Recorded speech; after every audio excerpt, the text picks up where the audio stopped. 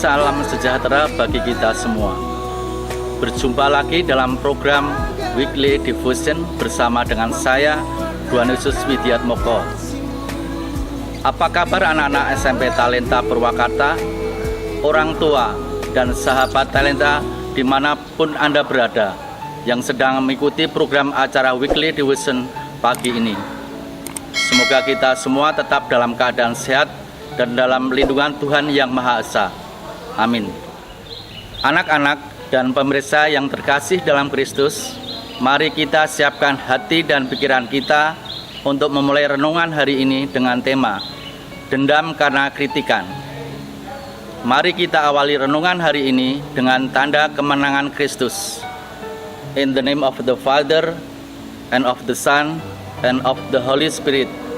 Amin. Kita lanjutkan dengan lagu pembukaan.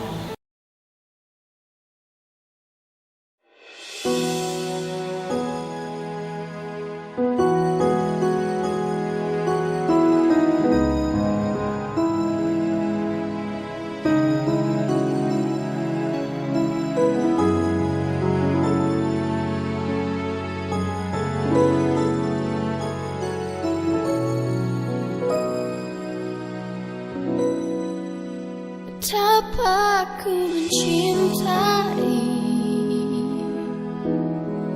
segala yang telah terjadi, tak pernah sendiri jalani hidup ini, selalu menyertai. Betapa ku menyadari dalam hidupku ini, Kau selalu memberi rancangan terbaik oleh karena kasih.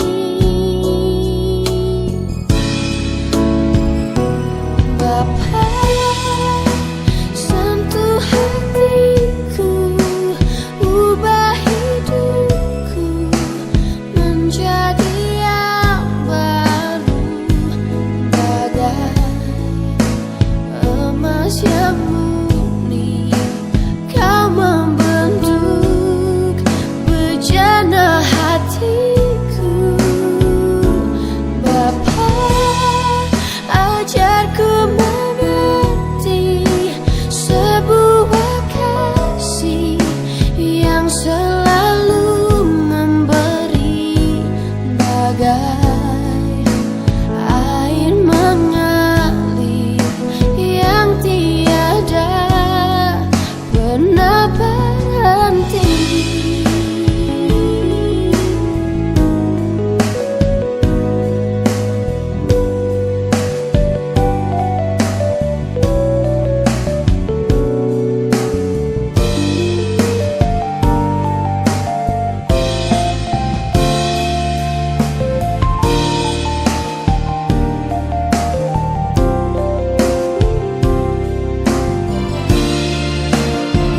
Bapa, sentuh hatiku, ubah hidupku menjadi yang baru.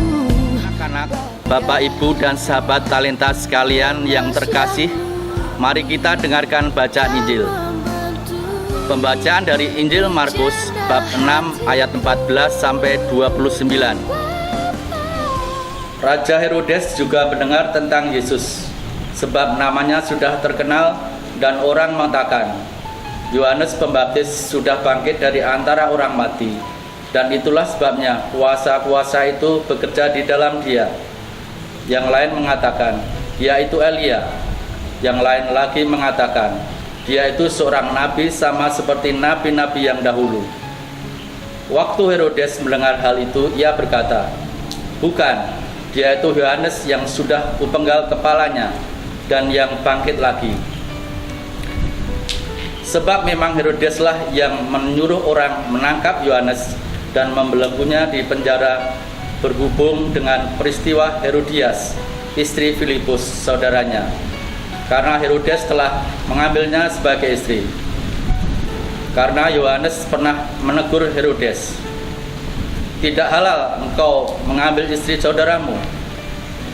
Karena itu Herodias menaruh dendam pada Yohanes dan bermaksud untuk membunuh dia, tetapi tidak dapat. Sebab Herodes segan akan Yohanes karena ia tahu bahwa Yohanes adalah orang yang benar dan suci. Jadi ia melindunginya. Tetapi apabila ia mendengarkan Yohanes, hatinya selalu terombang-ambing. Namun ia merasa senang juga mendengar dia. Akhirnya tiba juga kesempatan yang baik bagi Herodias ketika Herodes pada hari ulang tahunnya mengadakan perjamuan untuk pembesar-pembesarnya, perwira-perwiranya, dan orang-orang terkemuka di Galilea. Pada waktu itu anak perempuan Herodias tampil lalu menari, dan ia menyukakan hati Herodes dan tamu-tamunya. Raja berkata kepada gadis itu, "Minta daripadaku apa saja yang kau ingini, maka akan kuberikan kepadamu." Lalu bersumpah kepadanya, "Apa saja yang kau minta, akan kuberikan kepadamu, sekalipun setengah dari kerajaanku." Anak itu pergi dan menanyakan ibunya, "Apa yang harus ku minta?" Jawabnya, "Kepala Yohanes Pembaptis."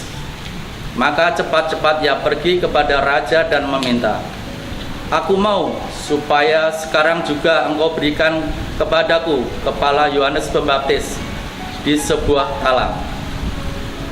Lalu sangat sedihlah hati raja, tetapi karena sumpahnya dan karena tamu-tamunya ia tidak mau menolaknya. Raja segera menyuruh seorang pengawal dengan perintah supaya mengambil kepala Yohanes. Orang itu pergi dan memenggal kepala Yohanes di penjara. Ia membawa kepala itu di sebuah talang dan memberikannya kepada gadis itu, dan gadis itu memberikannya pula kepada ibunya. Ketika murid-murid Yohanes mendengar hal itu, mereka datang dan mengambil mayatnya, lalu membaringkannya dalam kuburan. Demikianlah sabda Tuhan. Ayat emas. Karena itu Herodias menaruh dendam pada Yohanes dan bermaksud untuk membunuh dia, tetapi tidak dapat. Markus 6 ayat 19. Anak-anak yang dikasihi Tuhan, serta orang tua dan sahabat talenta dimanapun Anda berada, marilah kita dengarkan renungan berikut ini, agar firman Tuhan yang sudah kita dengarkan bisa tertanam dan bertumbuh dalam hidup kita. Di tengah hari-hari yang penuh murka dan sengketa, kulihat gambarmu yang kinclong di kaleng Konghuan. Gus sedang bercengkrama dengan senja yang sebentar lagi sirna, dan dengan kalem kau berkata, "Tak ada lagi yang bisa dikatakan kata, ketika kata telah terisi benci dan prasangka." Penggalan puisi yang dibuat oleh Djoko Punirbo ini menggambarkan bagaimana dendam kesumat yang terpendam sulit untuk dimaafkan dan dinetralkan, sulit untuk diungkapkan dan dijelaskan dengan kata, karena dendam itu hanya berisi prasangka buruk dan kebencian semata. Ya, siapa sih yang tidak pernah merasakan fenomena ini? Hati itu bagaikan cuaca, terkadang mendung, terkadang cerah. Jagalah hati, jangan dikotori dan dinodai agar terpancar kasih ilahi.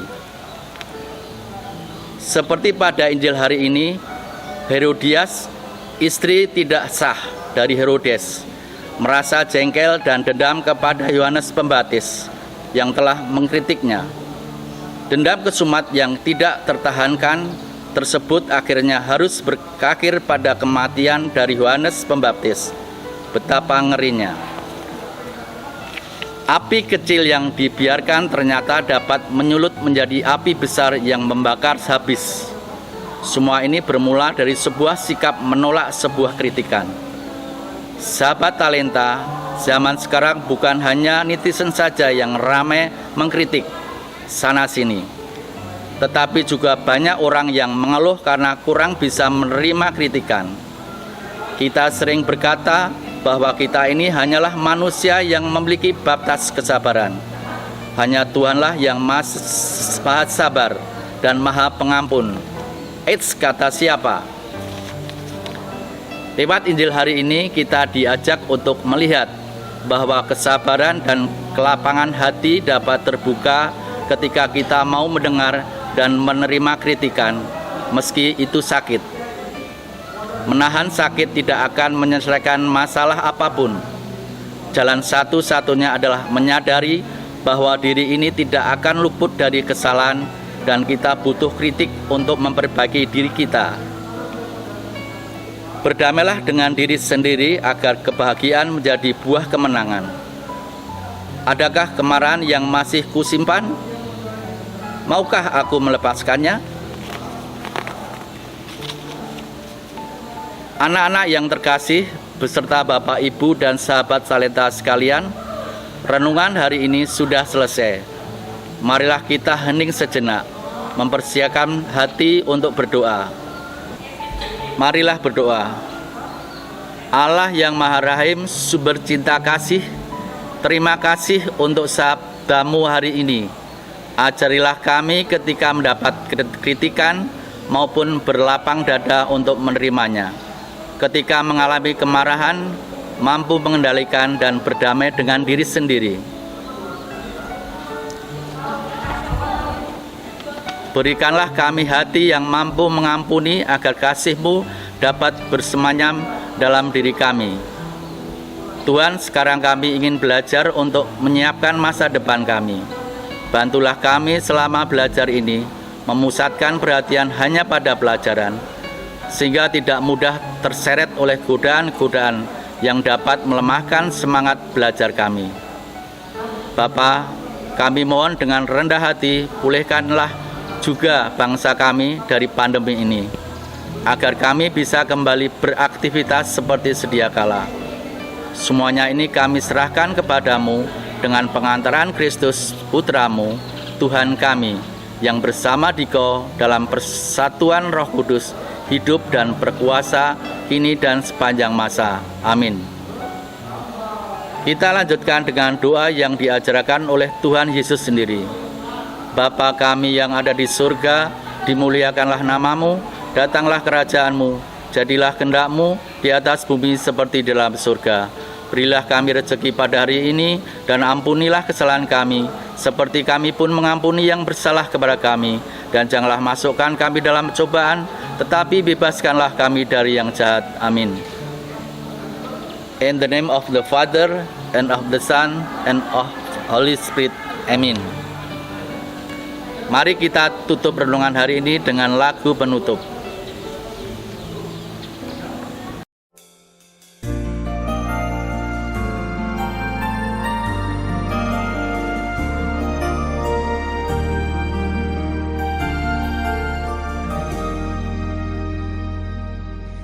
Ketika hatiku telah disakiti, ajarku memberi, hati mengampuni. Ketika hidupku telah dihakimi, ajarku memberi, hati mengasihi. Ampuni bila kami tak mampu mengampuni yang bersalah kepada kami, seperti hati Bapa mengampuni, mengasihi, tiada pamrih.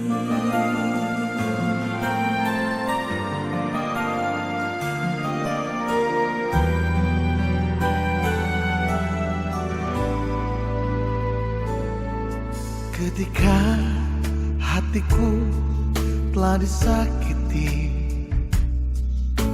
ajarku memberi, hati mengampuni. Ketika hidupku telah dihakimi. Ajarku memberi, hati mengasihi. Ampuni bila kami tak mampu mengampuni yang bersalah kepada kami, seperti hati Bapa mengampuni, mengasihi, tiada pamrih.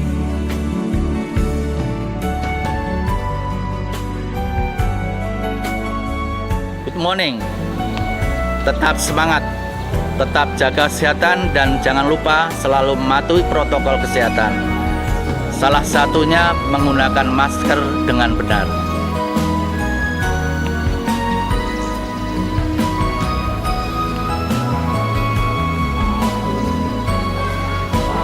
God bless us. See you. Ampuni bila kami tak mampu mengampuni yang bersalah kepada